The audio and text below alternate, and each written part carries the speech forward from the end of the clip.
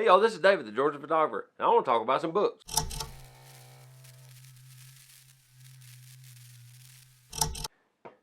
Busted a fingernail on something. I've been working on a couple of project books for a while, and I've been trying to like piece them together, and it mostly has to do with street photography in Chattanooga. With these books, I've been working with a program called Bookwright by Blurb. I got the idea to go to Blurb from two different people. Darius Jinks, he printed his first book with Blurb. And then Dan Milner, if you haven't looked up Dan Milner photography, Dan Milner's a pretty cool YouTuber. He was a photographer. He doesn't claim to be one anymore, but he's like an ambassador for Blurb or some kind of working professional. He works for Blurb. He was explaining how easy Bookwright is to use. So I downloaded it, and it's this little orange icon on my desktop here.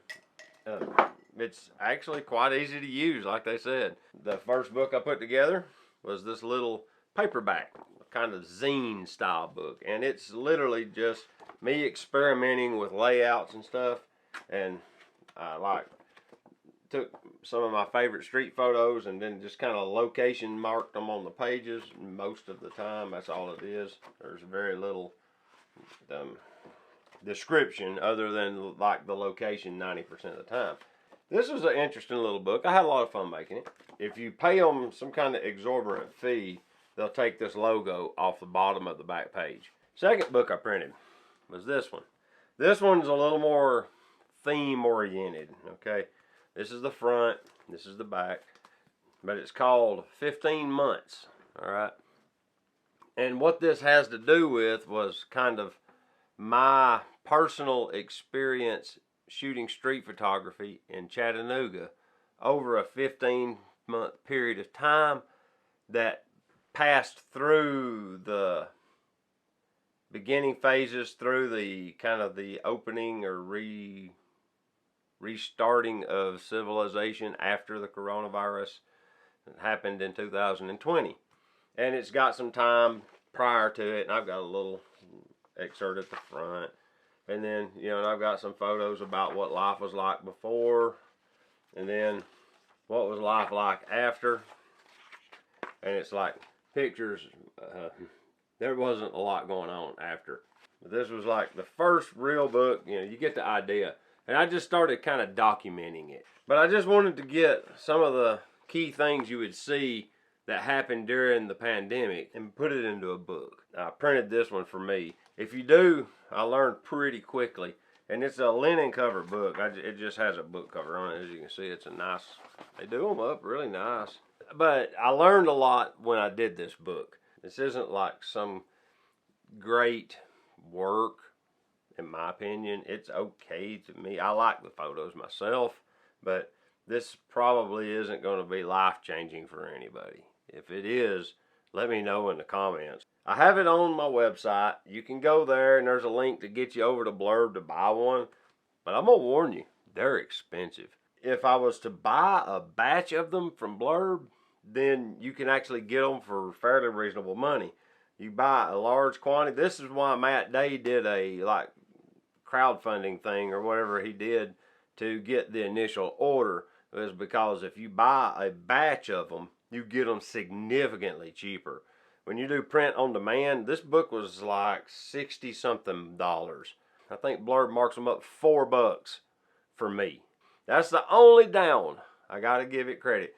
The good is that you don't have to have cases and cases and cases of these books sitting around hoping that you can market them appropriately and that you can get people to buy them. The down is they're very expensive to print one at a time. I just wanted to share that with you because I thought it was kind of interesting that you can print these books. I wanted one for me, but if somebody else wants one, it's all the better. Yeah, I don't expect there to be a large run on these books at $64, $65 a piece. Probably not going to sell many of them, but I thought it was interesting to build one. It was kind of a neat project to work through and put it together and kind of sequence the pages. And Dan shows you something. Let me just crack open Blurb right quick, or Bookwright. Now this is something that Dan thought was a really good thing, and I kind of get it. What this is called Manage Pages. Manage Pages allows you to see each set of pages as a section. And you can literally just grab the pages and drag them around and move them and put them in different places. It allows you to adjust the sequencing real dynamically and easily. So if you want to put this photo with this one and and these together, or put certain ones in certain places in the book, it works really well for that. And I used it to do that some.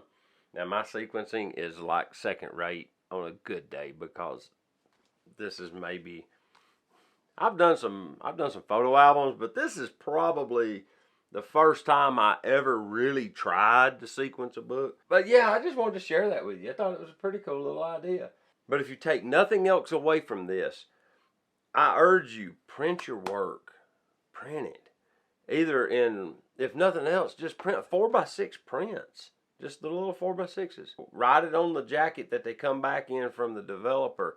The date in Sharpie, so that you can see easily, date sequence them. If nothing else, date sequence them. People will thank you later if you do.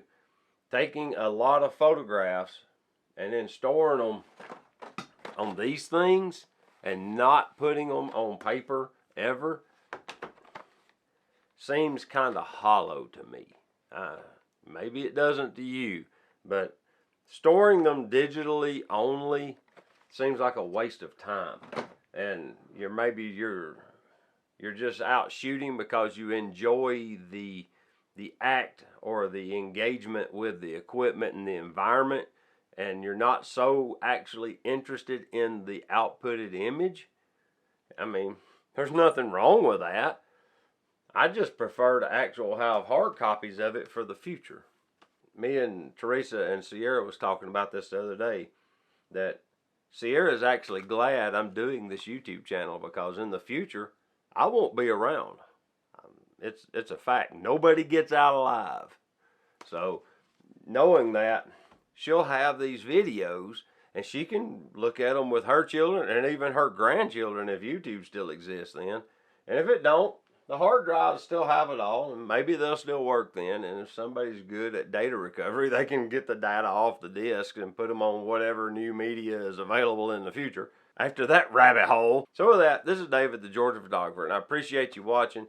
And until next time, get your camera out, no matter what kind it is, and go take a picture with it, all right? We'll see you later. Bye-bye.